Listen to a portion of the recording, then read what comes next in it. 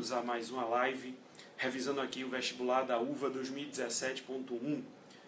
Aqui nós vamos ver, hoje na aula de Química, alguns assuntos que podem estar presentes na prova de Química no vestibular do próximo domingo, né? Aproveitar aqui para dar os parabéns ao grupo do Colégio Luciano Feijão pela iniciativa de, nas redes sociais, disponibilizar para todos, né, essa aula, uma contribuição, né, do ensino, aproveitando as mídias sociais, o grande espectro, né, de alcance para repassar aqui conhecimento, né. Vamos começar a nossa aulinha hoje, né, falar aqui o que de melhor, né, o que de principal pode aparecer no seu vestibular. Vamos aqui para a primeira questão. Sou o professor Ricardo Frazão e vamos com as principais questões do seu vestibular. Existem mais de 100 elementos químicos conhecidos na natureza. Muitos são comuns na indústria, agricultura e saúde, dentre outras áreas. Cada um é formado por partículas subatômicas, possui o seu próprio lugar na tabela periódica e são agrupados em períodos e grupos ou famílias por apresentarem propriedades similares. Através da configuração eletrônica, pode-se localizar um elemento químico na tabela periódica.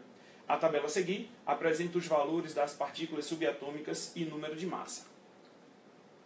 Nós temos aqui uma tabela, né, com a espécie química. Nós temos o cálcio e o cálcio 2+, e as partículas nessas espécies químicas. Nós temos aqui o número de prótons, número de elétrons e número de nêutrons. Então aqui nós temos algumas variáveis, né, juntamente com o número de massa, e ele vai querer saber na questão exatamente os valores corretos que vão substituir as letras A, B, C e D. Vamos aqui dar uma revisada. Sobre o átomo. O que é que nós temos no átomo? O átomo, ele é uma espécie química eletricamente neutra. O que quer dizer uma espécie química eletricamente neutra? Que o número de prótons é igual ao número de elétrons. Os prótons são as partículas positivas e os elétrons são as partículas negativas. No caso, então, do átomo, o número de prótons deve ser igual ao número de elétrons, por isso que ele é eletricamente neutro. O número de partículas positivas igual ao de partículas negativas. O átomo possui duas regiões distintas. Núcleo, no qual nós temos os prótons e os nêutrons, e a eletrosfera, onde estão os elétrons. Recapitulando aqui, qual é a massa e qual é a carga elétrica relativa dessas partículas. O próton vai apresentar massa 1 e carga elétrica positiva, mais 1. O nêutron vai ter carga relativa 1, que é uma unidade de massa atômica, e carga elétrica 0. Enquanto que o elétron, ele possui uma massa que é desprezível, 1 sobre 1836 da massa do próton, e sua carga elétrica é negativa. Vale aqui uma dica. O nêutron, ele apresenta carga elétrica nula, por quê? Porque o nêutron, ele é formado exatamente por um próton e por um elétron. O próton e o elétron, eles vão se anular mutuamente dentro do nêutron, por isso que ele apresenta a carga elétrica negativa, e a sua massa é exatamente igual à do próton. Por quê? Porque existe um próton dentro do nêutron. Tudo bem? A massa do átomo, então, como essa massa do elétron é desprezível, a gente considera que vai ser exatamente a soma do número de prótons e do número de nêutrons. A representa o número de massa, Z o número de prótons e N o número de nêutrons. Beleza?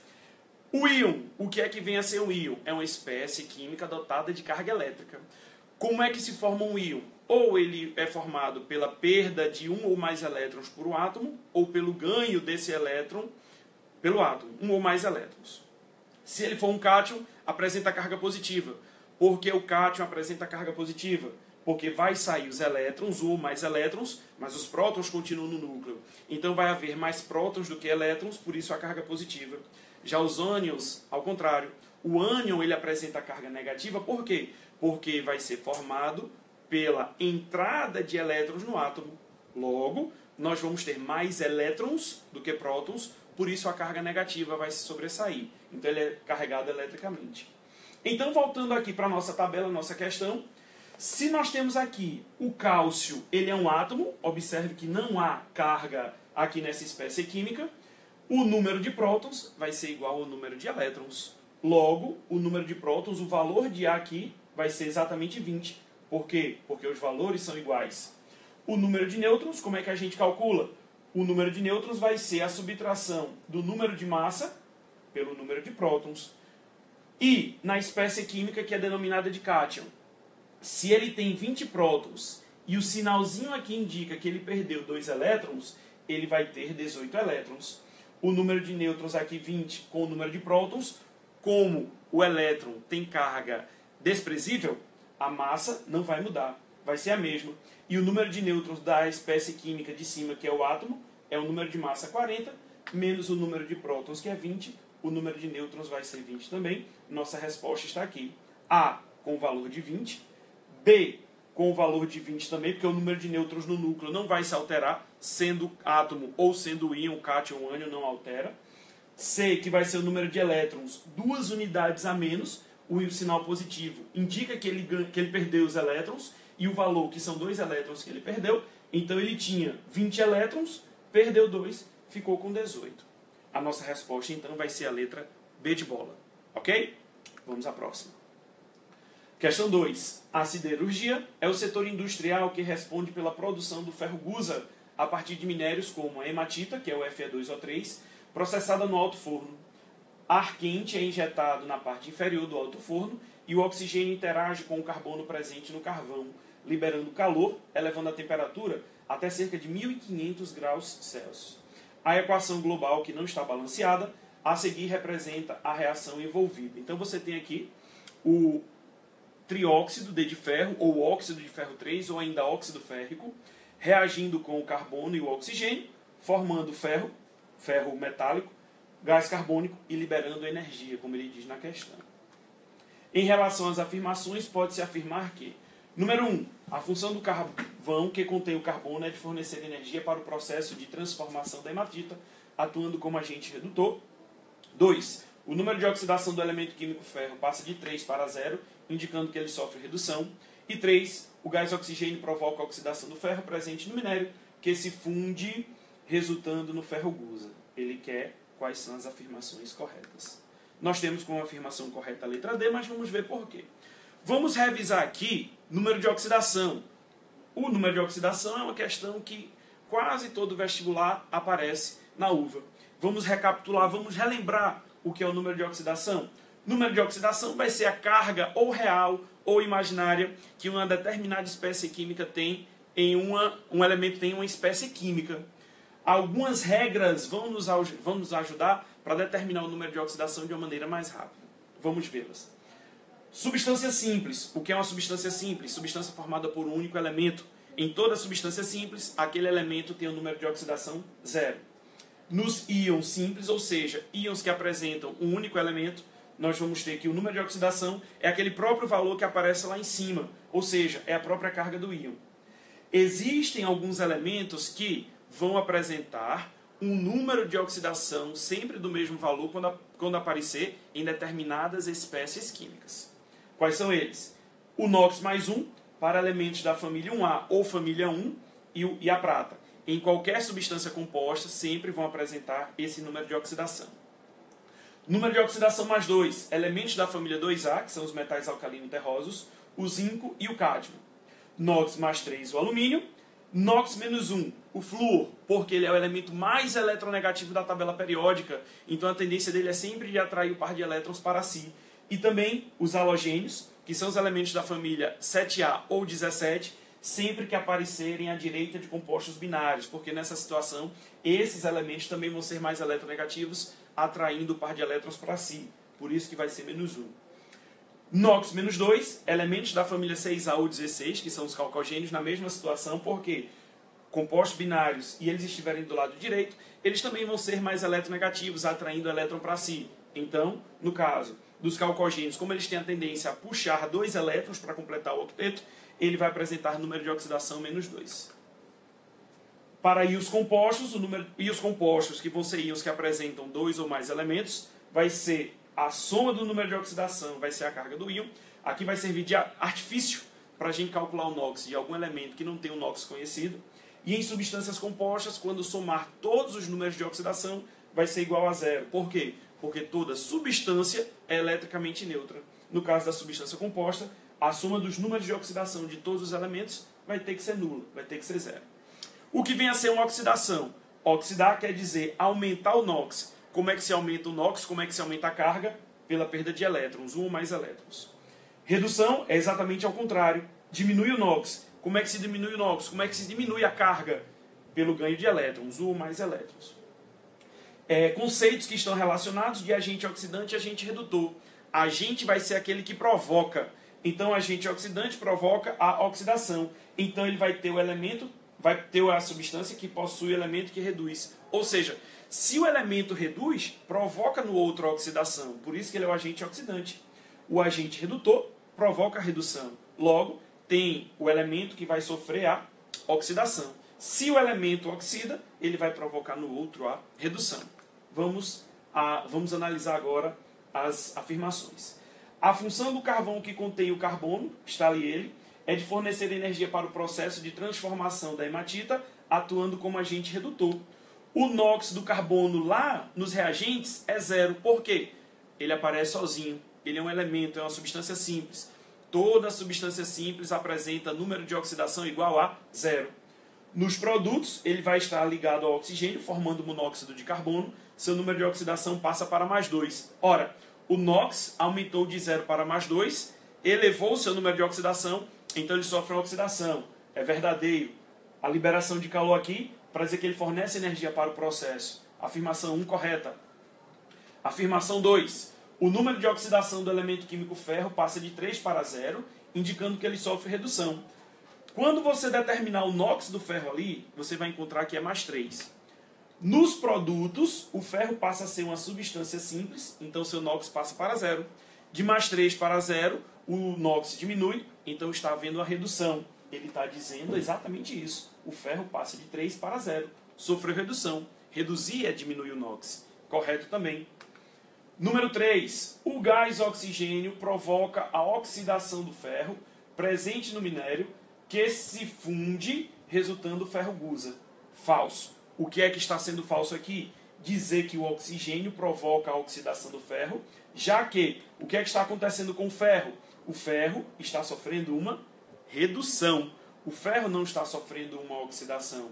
Por isso que a afirmação 3 é falsa e nós vamos ter como resposta correta exatamente os itens 1 e 2 como corretos. Letra D de dado. Vamos passar para a terceira. Questão 3 fala sobre a chuva ácida, muito comum envolvendo óxidos também.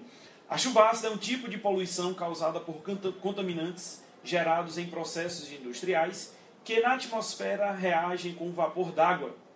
Dentre os contaminantes produzidos em uma região industrial, coletaram-se os óxidos SO3, CO, Na2O e MgO. Nessa região, a chuva ácida pode ser acarretada pelo seguinte óxido. Ora, a chuva, para ser considerada ácida, nós devemos ter a precipitação de um ácido. Lembrando que toda chuva, naturalmente, devido à presença do dióxido de carbono, ela já é levemente ácida. Então, para ela ser realmente considerada ácida, o pH tem que ser menor do que 5,5. Logo de cara, você já tem isso daí. Nós temos o trióxido de enxofre, o monóxido de carbono, o óxido de sódio e o óxido de magnésio. Então, um desses aí vai tornar a chuva ácida. Vamos ver qual é. O que são óxidos? Vamos relembrar o conceito. Óxidos são compostos binários, ou seja, formados por apenas dois elementos e, devido ao próprio nome ox, nós temos a presença do oxigênio. Esse oxigênio tem que ser o elemento mais eletronegativo do composto. Por isso que nós não temos óxido com flúor. E nesses compostos, o oxigênio vai apresentar número de oxidação igual a -2. Toda vez, toda vez. O que vem a ser óxidos básicos? Os óxidos básicos, o próprio nome está dizendo, são óxidos que apresentam caráter básico. Ou seja, ao reagirem com a água, vão formar a base correspondente do elemento que está ligado ao oxigênio. Vão ser formados por quem? Por metais que apresentem número de oxidação baixo. Mais 1, mais 2 ou mais 3. Óxido de sódio, óxido de magnésio, como tem na opção, óxido de alumínio, vão apresentar caráter baixo, né? Então, vou formar óxidos básicos. Óxidos ácidos reagem com a água, produzindo um ácido. A própria característica dele está aqui. Então, o que vem a ser óxido ácido? São não metais ou metais de transição com NOx elevado. Esse NOx elevado maior ou igual a 4. Óxidos neutros não vão reagir. A grande característica dele, nem com água, nem com ácidos, nem com bases, são basicamente o monóxido de carbono, o monóxido de nitrogênio e o monóxido de dinitrogênio. A gente poderia citar ainda na questão, a questão não traz, mas os óxidos anfóteros. Os óxidos anfóteros têm como principal característica apresentar caráter duplo, ou seja, podem se comportar como óxidos ácidos, aí vão reagir com uma base forte, ou então se comportar como óxidos ácidos, vão reagir com bases fortes. Então, com essas características, vamos voltar aqui na questão. O SO3, nós temos exatamente o trióxido de enxofre, que ao reagir com a água, vai dar origem ao ácido sulfúrico. Então, vai precipitar na forma de chuva ácida. O monóxido de carbono, nós vimos que ele é um óxido neutro, não reage nem com ácido, nem com água, nem com base. Na2O e MgO são óxidos que têm metais ligados a eles da família 1A e 2A, tem NOx baixo, então na reação com água vão formar bases. Então, a nossa chuva ácida vai ser provocada pela presença do SO3. Lembrando que a chuva ácida ela vai ser formada através da queima de minérios, de carvão mineral, que tem elevado teor de enxofre.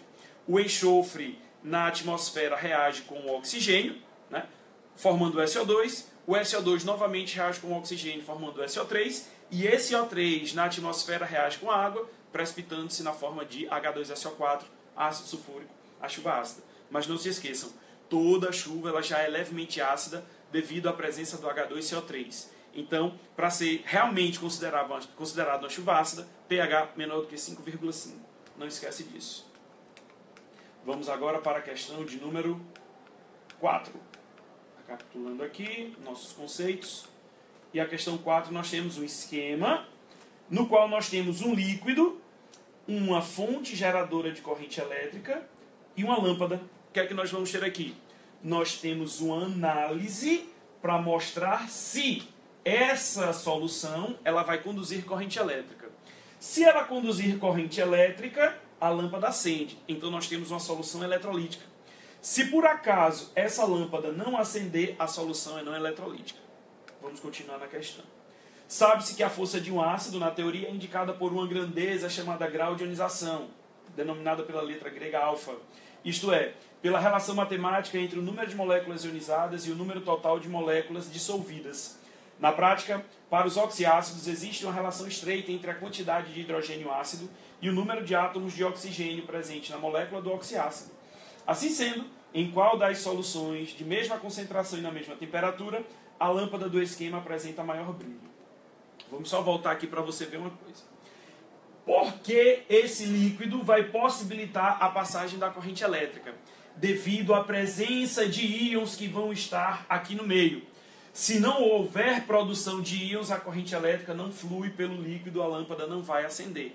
Vão formar soluções eletrolíticas, basicamente ácidos, como a questão já falou, sais e bases. Porque na presença da água nós vamos ter exatamente a presença de íons no meio.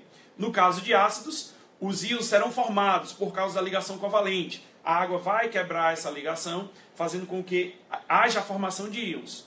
Nos sais e nas bases, como os íons já existem, nós vamos ter uma dissociação. Os íons já existem, vão ser apenas separados pela água. Beleza? Então nós temos H2CO3, HClO4, H4SiO4 e HNO3. Qual é a relação que existe então entre a força e a passagem da corrente elétrica? Ora, pelo grau de ionização, quanto maior o grau de ionização, que é a relação entre o número de moléculas ionizadas e o número de moléculas dissolvidas, quanto maior o número de moléculas ionizadas, maior o grau de ionização.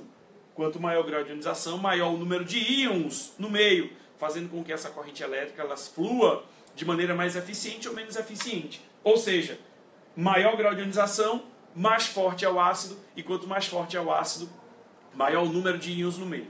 Beleza.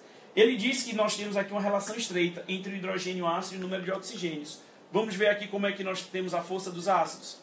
Recapitulando, ele não fala, mas vamos relembrar os hidrácidos. Hidrácidos são ácidos que não possuem oxigênio. Qual é a relação então que nós temos entre a força? Porque a questão aqui não traz o grau de ionização, mas a gente tem o bizu para isso. E qual é esse bizu? Os hidrácidos fortes são 3, HCl, HBr e HI. Mas tem uma explicação para isso. Por quê? À medida que nós temos aqui elementos da mesma família, que são os halogênios, cloro, bromo e iodo, o raio vai aumentando, a distância entre o halogênio e o hidrogênio vai ficando maior, e quanto mais fácil o hidrogênio ioniza, mais forte é o ácido.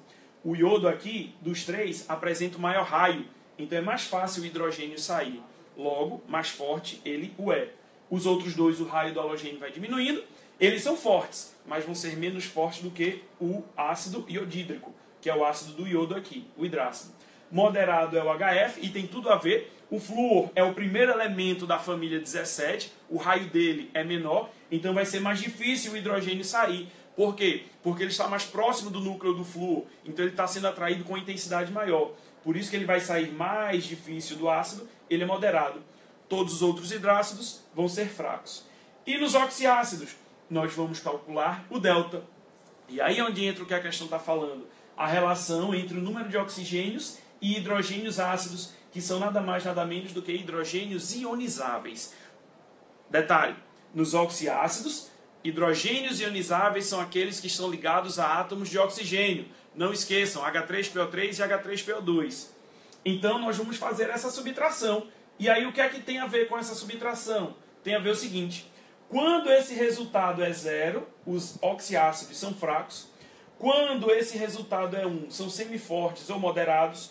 Quando o resultado for 2 ou 3, esses oxiácidos são fortes. Fazendo então aqui, para o H2CO3, 3 oxigênios menos 2 hidrogênios ionizáveis. O resultado dá 1. Se você estiver desatento, você vai dizer que ele é moderado. Mas o H2CO3 ele é uma exceção. Porque o H2CO3 ele é um ácido classificado como instável. E o que quer dizer isso? Quer dizer que ele logo sofre decomposição em água e gás carbônico. Devido à sua instabilidade, ele não vai ser classificado como moderado ou semiforte. Ele vai ser fraco. Por isso o nosso asterisco. O H2CO3 ele não é moderado, mesmo resultado aqui dando 1. Porque ele é instável. Ele logo sofre decomposição. Então ele é fraco. No HClO4, 4 menos 1 vai dar 3. Ele é forte. H4SO4, 4 menos 4, 0. Ele é fraco. E o HNO3, 3 menos 1 dá 2. Mas, como o resultado aqui é menor do que 3, os dois são fortes. Mas o HClO4 ainda vai ser mais forte. Então, nossa questão, gabarito, letra B de bola. Por quê? Quanto mais forte, maior o número de íons no meio, melhor a condução de corrente elétrica. Beleza? Letra B. Vamos à próxima. Questão 5, a questãozinha de termoquímica, falando conceitos sobre calor de formação, calor de neutralização, combustão. Vamos lá. Observe as 4 equações termoquímicas a seguir. Então, nós temos equações termoquímicas, suas respectivas variações de entalpia, e a questão vai analisar exatamente essas variações de entalpia e as reações. Com base nessas informações, assinale a alternativa correta. Os calores envolvidos nas reações correspondem todos a entalpias de formação. Letra B. A variação de entalpia 1 corresponde a um calor de neutralização. C. Variação de entalpia 3 e 4 são calores de formação. E D. Variação de entalpia 2 e 3 são calores de combustão. Vamos ver porque a letra C é a correta. Como é que a gente define essas entalpias? A entalpia de formação, energia envolvida na formação de um mol de uma substância. Detalhe, sempre tem que formar um mol dessa substância e sempre tem que ser a partir de suas substâncias simples no estado padrão. O que vem a ser estado padrão? Estado padrão é quando nós temos essa substância simples com a sua forma alotrópica mais estável e em sua fase de agregação mais comum. No caso, aqui nós temos um exemplo. Grafite reage com o hidrogênio e com o oxigênio para formar C6H12O6. Observe que nós temos aqui a formação de um mol a partir do carbono grafite, que é a forma alotrópica mais estável do carbono, 6 mols do gás hidrogênio, com o hidrogênio na fase gasosa, e 3 mols do gás oxigênio, que também é a forma alotrópica mais estável do oxigênio, que tem o ozônio, mas o gás oxigênio é a forma alotrópica mais estável. Então nós temos aqui, ó, variação de entalpia de formação. De combustão é bem parecido, só que nós temos uma quantidade de calor liberado na combustão total de um mol de uma determinada substância. E quando essa substância for um composto orgânico, Especificamente aqui nós temos o hidrocarboneto. Toda a combustão completa é a reação com gás oxigênio e nós vamos ter como produto gás carbônico e água. Também no estado padrão, a forma mais estável, a fase de agregação mais comum da água é na fase líquida. Então caracteriza uma entalpia de combustão. Então vamos analisar aqui.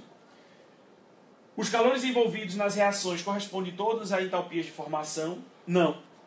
Mas aí surge a dúvida. Aqui não formou um mol de uma substância? Formou. Acontece que essa substância ela não é formada a partir de substâncias simples. São substâncias compostas. Então é uma variação de entalpia, mas não é de combustão. Então já está falsa a letra A.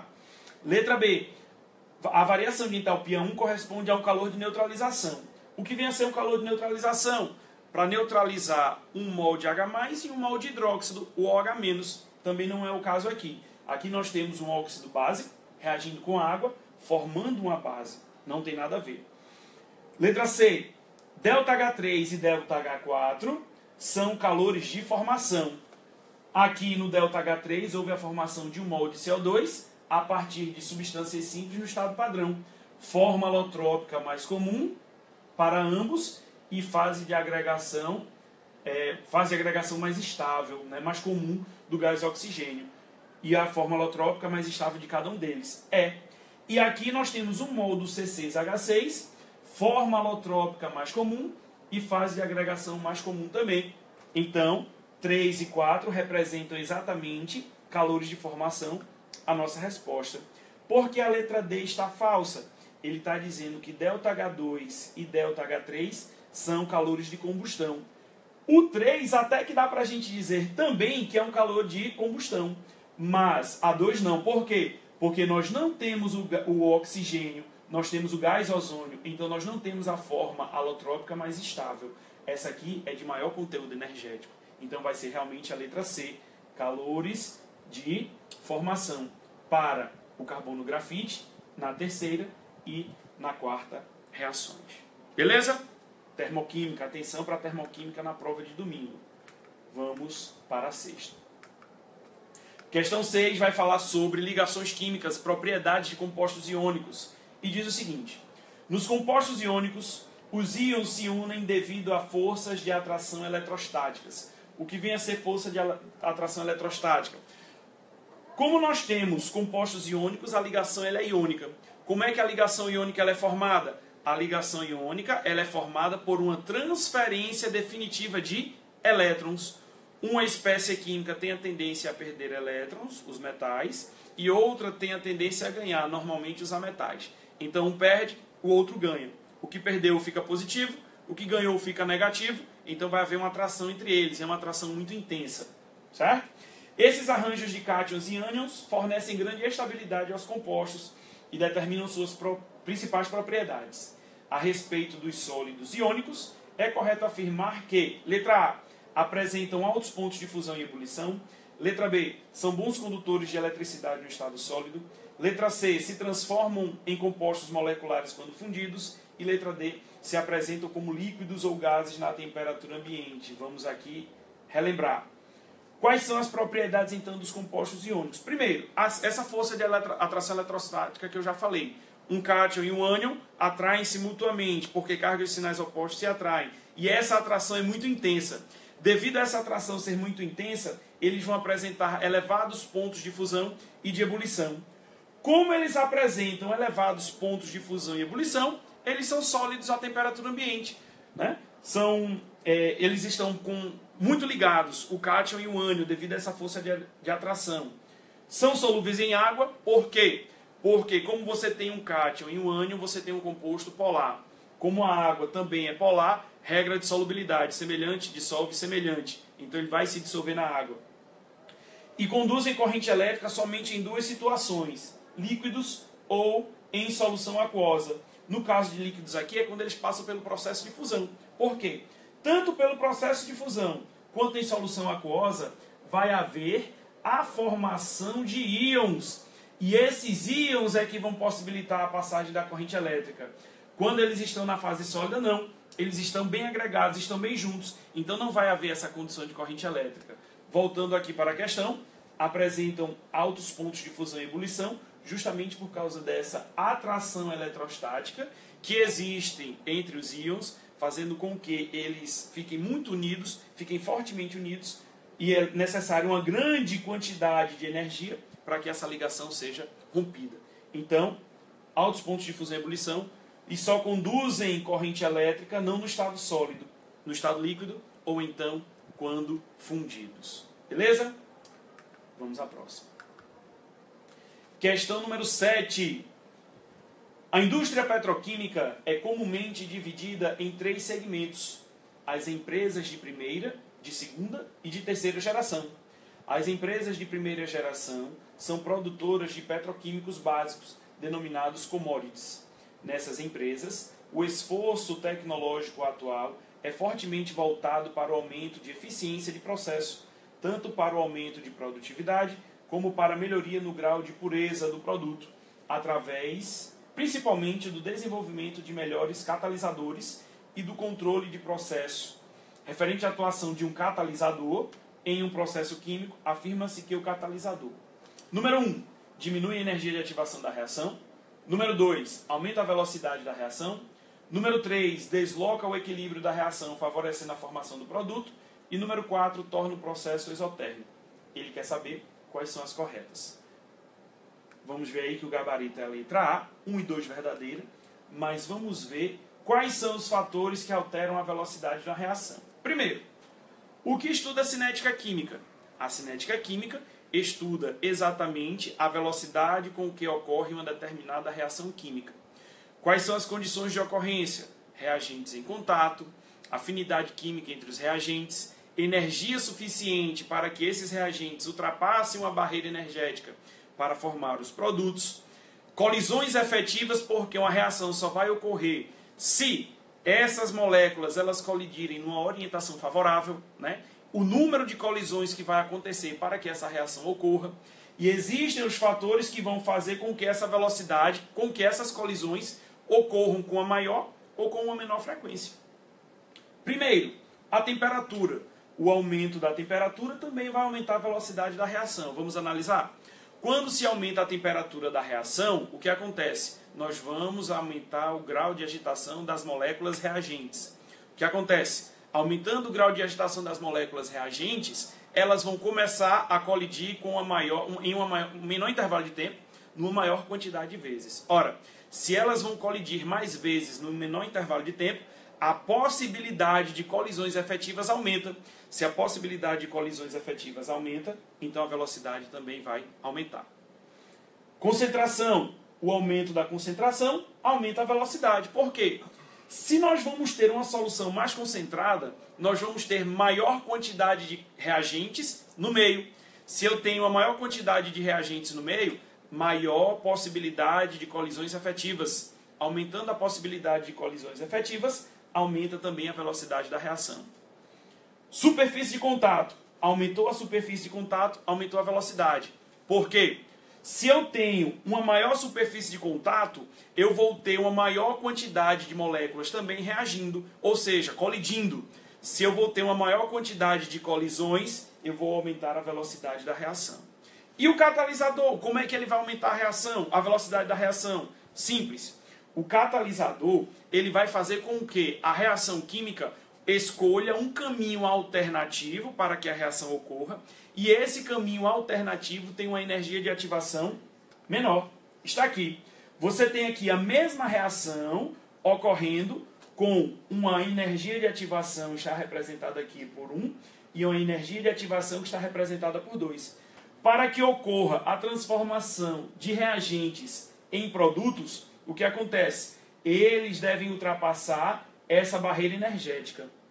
Bem aqui no ápice da curva, nós temos o chamado complexo ativado, que vai ser o intermediário da reação. Ora, aonde é que nós vamos ter a transformação mais eficiente, mais rápida dos reagentes nos produtos? Aonde a energia é menor. Então, a barreira energética que esses reagentes vão ter que ultrapassar, numa barreira menor, ele se transforma mais rapidamente nos produtos do que numa barreira maior. Então, o que vai acontecer? A função do catalisador é exatamente fazer com que essa energia de ativação seja diminuída. Mas ela vai ser diminuída por quê? porque vai ser encontrado um caminho alternativo para que a reação aconteça. E olha que interessante, aproveitando, você observa que a variação de entalpia vai continuar a mesma, independentemente de a reação ser catalisada ou não. A variação de entalpia não vai ser alterada pela presença do catalisador. Se ela é endotérmica, vai continuar sendo endotérmica. Se ela é exotérmica, vai continuar sendo exotérmica. Só vai mudar a velocidade da reação. Então, voltando aqui. Diminui a energia de ativação da reação, a função do catalisador. Aumenta a velocidade da reação, aumenta, diminuindo a energia de ativação, porque vai encontrar um caminho alternativo. Desloca o equilíbrio da reação, favorecendo a formação do produto? Não. Por quê? Porque o catalisador, vamos observar aqui o gráfico novamente. Se você observar o catalisador na reação no sentido direto e no sentido inverso, você vai observar que ele vai diminuir a energia de ativação nos dois sentidos, tanto dos reagentes para os produtos, como no processo inverso do produto para os reagentes. Ou seja, ela não vai favorecer um lado ou outro, ela favorece nos dois sentidos. Então ela aumenta a velocidade, tanto do sentido direto, quanto no sentido inverso. Então o catalisador não desloca a reação química. E 4, torna o processo exotérmico? Também não. Vamos novamente para o gráfico. Se a reação é endotérmica, como é o caso aqui, ela continua sendo endotérmica. Se fosse uma reação exotérmica, ela continuaria sendo exotérmica. Variação de entalpia não é alterada, não é modificada pelo catalisador. Aqui nós poderíamos citar, né, fatos do nosso dia a dia, por exemplo, a temperatura. Como é que a temperatura iria influenciar?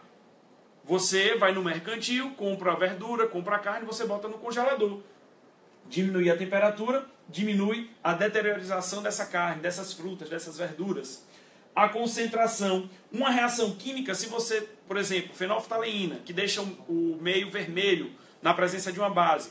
Se você tem uma solução alcalina muito concentrada, você vai ver a intensidade da cor mais vermelha. Se essa solução ela for mais diluída, a intensidade da coloração vai ser menor. Superfície de contato, você pega um comprimido efervescente, ele na forma de comprimido e o outro você tritura. Deixa a água na mesma temperatura, coloca os dois ao mesmo tempo, você vai ver que na forma pulverizada, a maior superfície de contato, nós vamos ter uma maior velocidade da reação. Beleza? E o catalisador, por tudo isso que eu já expliquei. Ok? Então, questão 8, gabarito, passando aqui para vocês, letra D. Vocês têm aí o TD acompanhando. Resposta letra D. Nós temos aqui deslocamento de equilíbrio químico.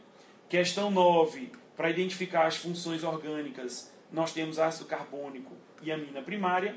E a questão número 10, ele quer a alternativa incorreta. A alternativa incorreta é dizer que essas duas substâncias formam isômero de cadeia. Porque o isômero de cadeia, eles pertencem à mesma função química. Aqui nós temos aldeído e uma acetona.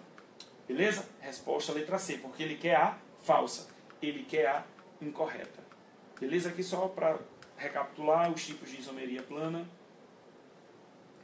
Não se esqueçam, depois do vestibular da UVA, né, nós e a equipe de professores do Colégio Luciano Feijão vamos fazer o comentário do vestibular 2017.1. À medida que as questões forem resolvidas, já vão sendo jogadas no site da escola. Fica lá para ver o que você vai acertar. Com certeza, aluno do Luciano Feijão vai fechar praticamente todas as provas. Não deixem de acompanhar. E nós temos ainda no sábado o aulão com as últimas dicas do vestibular, né? Não perde, vale a pena.